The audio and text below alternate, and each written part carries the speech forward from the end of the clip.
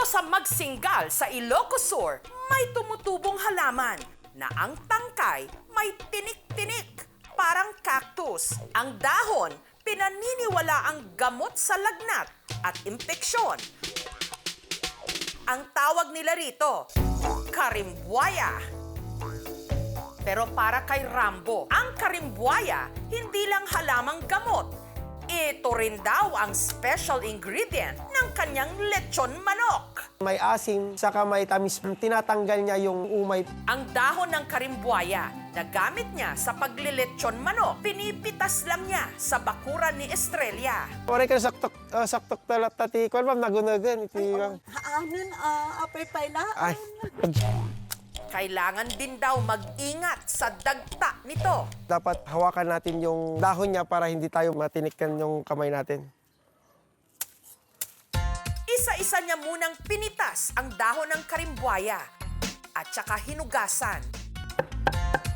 Hiniwa-hiwa niya ito. At iginisa sa bawang.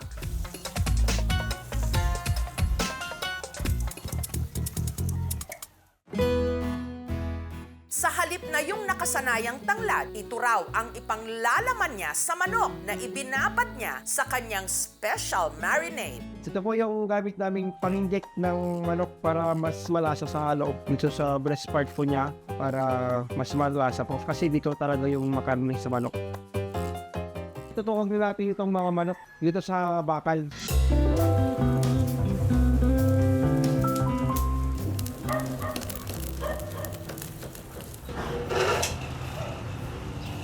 Para hindi sila mangalay kakapaypay, tinutukan nila ang baga ng electric fan.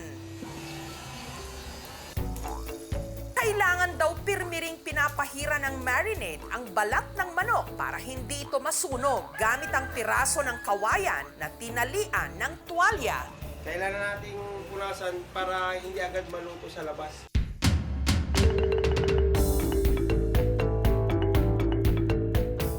Makalipas ang isang oras, luto na ang juicy at mainit-init nilang karimbuaya lechon manok.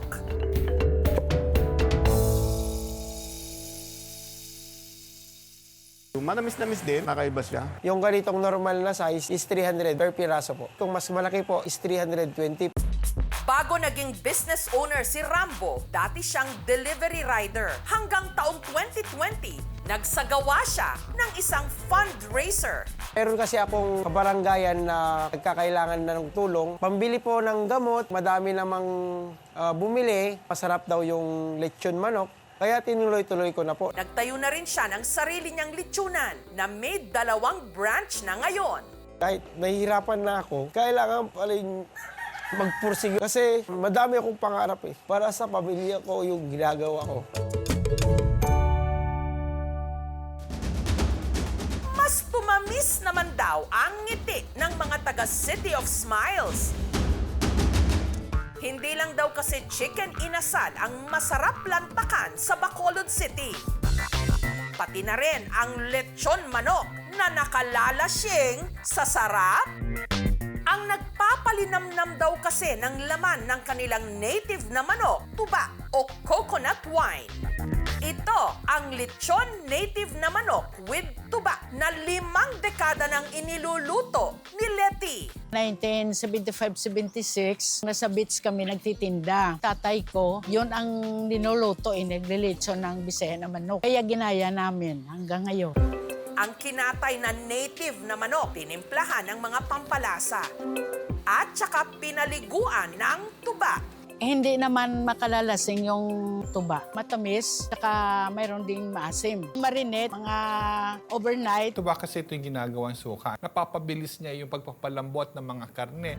Pagkatapos, tinuhog ito sa barbecue stick. Aton ihigot, lemongrass man. Agod to, maghamot pagid siya. Pagkatapos ini, isalang ta, kay ato na nga tutoon. At saka inihaw.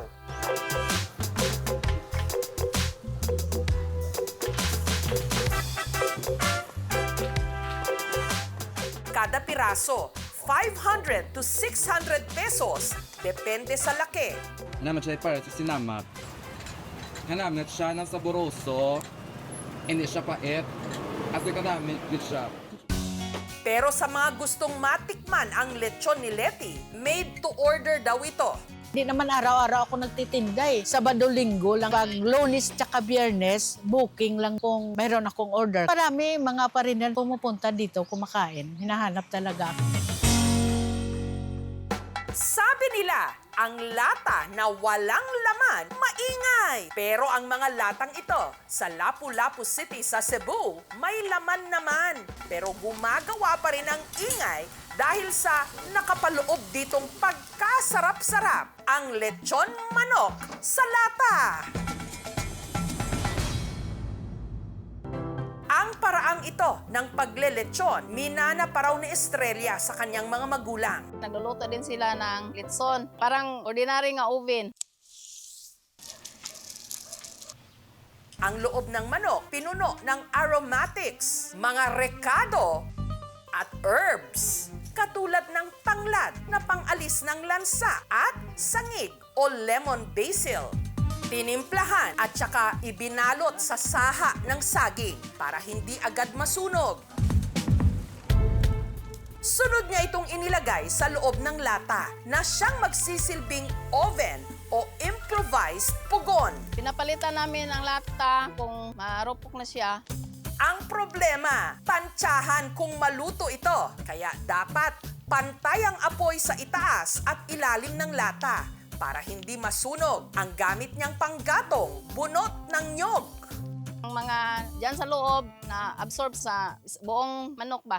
Ang litsyong manok sa saha ng saging ay isa sa mga survival food ng mga katipuneros natin at naging paborito din ito ni Gat Andres Bonifacio. Makalipas ang 2 oras, amoy na ang lechon manok sa lata ni Estrella.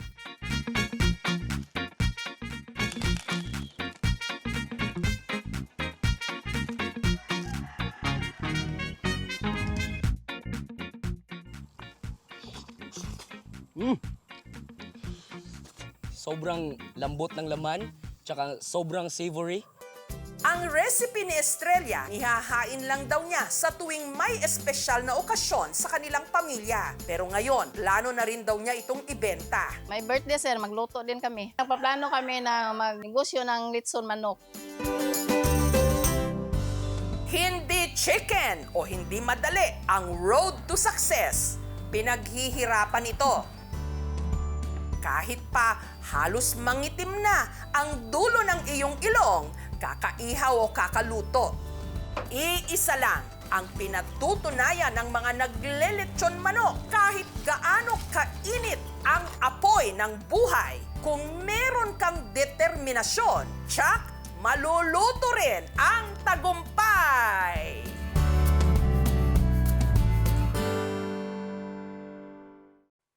Thank you for watching, mga kapuso. Kung nagustuhan niyo po ang videong ito, subscribe na sa GMA Public Affairs YouTube channel. And don't forget to hit the bell button for our latest updates.